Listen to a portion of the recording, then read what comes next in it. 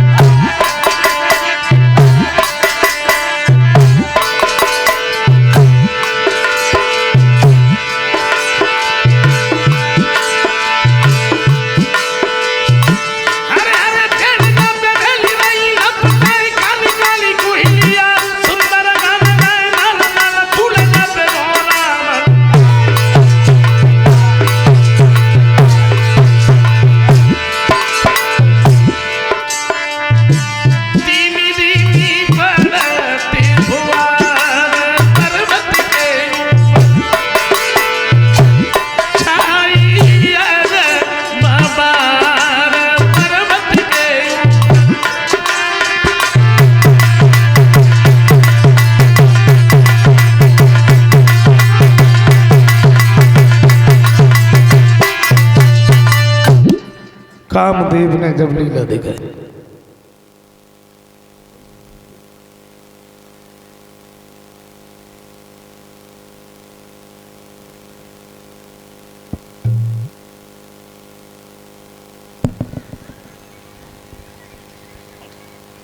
काम ने जब लीला दिखाई, लेकिन नारद के ऊपर कोई असर ही नहीं पड़ा।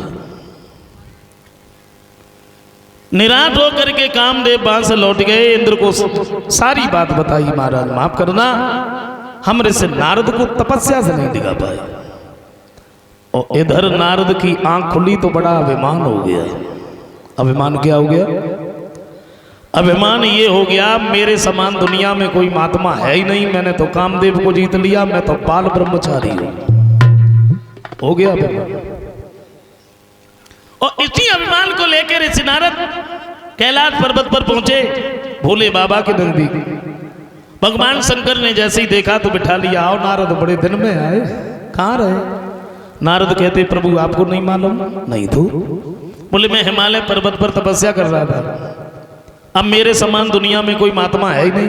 क्यों? क्योंकि मैंने कामदेव को जीत लिया, मैं तो बाल ब्रह्मचारी हूं। भगवान कहते हैं, देखो भोले बाबा समझ गए, अभिमान हो गया। एक बात की देखो, तुमने जब बात हमसे कही सो कही, लेकिन कहूं ब्रह्मा जी से जाके मत कही हो। नारद ने तत्काल ही बीड़ा उठाया, ब्रह्मा जी के नजदीक पहुंच गए। वह बात ब्रह्मा जी ने समझाई। बोले, हमसे कहा सो कहा, लेकिन कहीं विष्णु से जाके नहीं कहना। तो नारद बोले, क्यों नहीं कहेंगे? मैंने कहा, कोई चोरी की है, कोई कत्ल किया है? मैंने कामदेव को जीता है, मैं बाल ब्रह्मचारी हूं, मेरे समान दुनिया में कोई महात्मा है ही नहीं।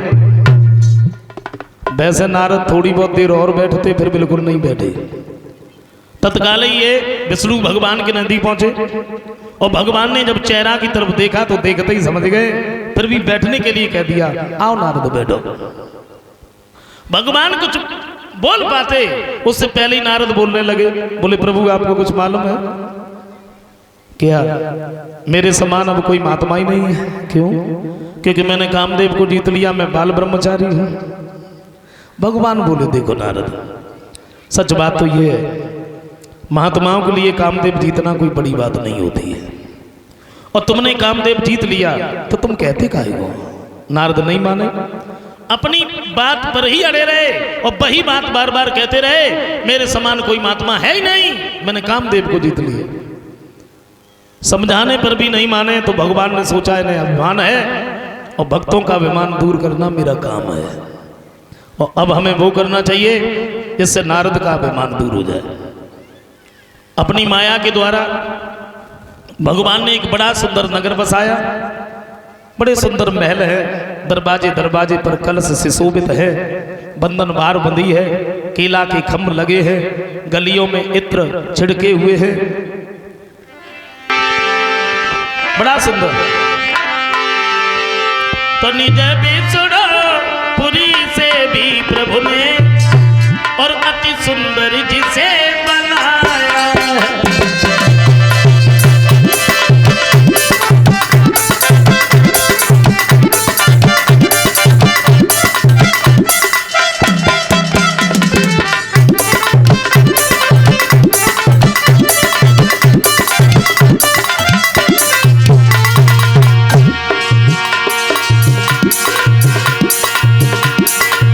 भगवान ने बड़ा सुंदर नगर बसाया।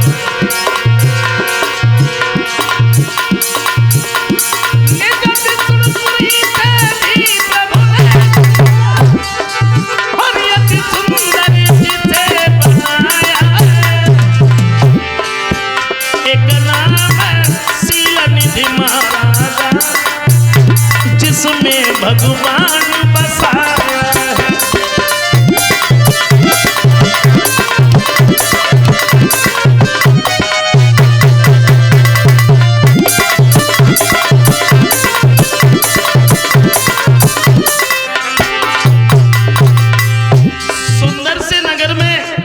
शील निधि नाम के राजा है और शील निधि के घर में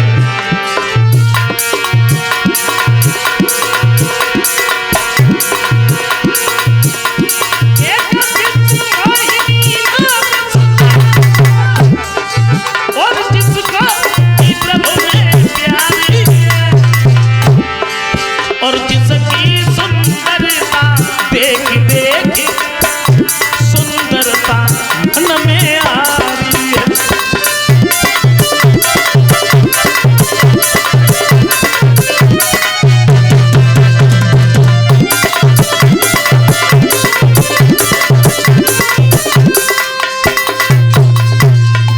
बड़ा सुंदर नगर है। सुंदर से नगर में शील निधि नाम के राजा हैं। शील निधि के घर में विश्वमोहिनी नाम की बड़ी सुंदर बेटी है और उसी का स्वयंवर था। स्वयंवर वैसे नारद उसी नगर से निकले, बड़ा सुंदर नगर देखा तो पूछ लिया, भैया नगर तो बड़ा अच्छा लग रहा है और हमें ऐसा लग रहा है यहाँ कोई उत्सव मनाया जा रहा है।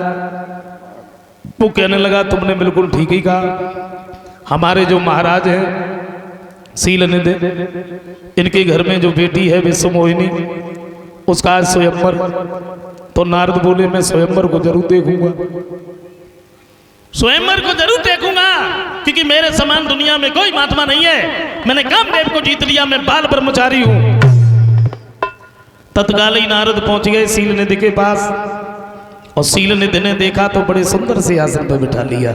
आइए महाराज, मेरा तो बहुत बड़ा सौभाग्य है, आज आप हमारे दरवाजे पे आए।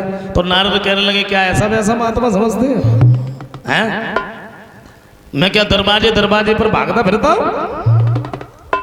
तुम्हें नहीं मालूम मेरे समान कोई महात्मा नहीं है, मैंने कामदेव को जीत लिया, मैं बाल ब्रह्मचारी हूं। शील निधि बोले, महाराज मैंने कब कहा आपने कामदेव को नहीं जीता? मैंने तो इसलिए कहा आप बड़े अच्छे समय पे आए, मेरी बेटी का स्वयंवर है, आप आ ही गए हैं तो बता दीजिए आचार विचार कैसे रहेंगे, आगे चल के क्या करेंगे, जिसके साथ में शादी होगी वो लड़का कैसा होगा। तो नारद कहते, कहाँ है तुम्हारी बेटी, बुलाओ। बुलाइए, क्योंकि मेरे जैसा कोई महात्मा है ही नहीं, बुलाओ। शील निधि ने विश्वमोहिनी को बुलाया और भगवान की लीला थी, विश्वमोहिनी देखने में बड़ी सुंदर। नारद ने दूर से जैसी विश्वमोहिनी को देखा, देखते ही रह गए। सोचा भगवान ये लड़की तो बड़ी सुंदर है। एक बात सोची, इस महात्मापन में कुछ भी नहीं देखा। अगर ये लड़की मेरे गर्दन में जयमाला डाल दे तो फिर इससे सुंदर और क्या है। देख लीजिए बैठे नारद तो ये कह रहे थे कि मेरे समान दुनिया में कोई महात्मा नहीं है, और वही नारद उस लड़की की चेहरा की तरफ देख के भूल गए कि थोड़ी देर पहले मैं कुछ और कह रहा था। नारद नहीं बदले लेकिन इनके विचार बदले गए। लड़की का हाथ अपने हाथ में पकड़ा, अब हाथ की तरफ नहीं देख रहे, चेहरा की तरफ देख रहे। गोस्वामी तुलसीदास जी कहते हैं,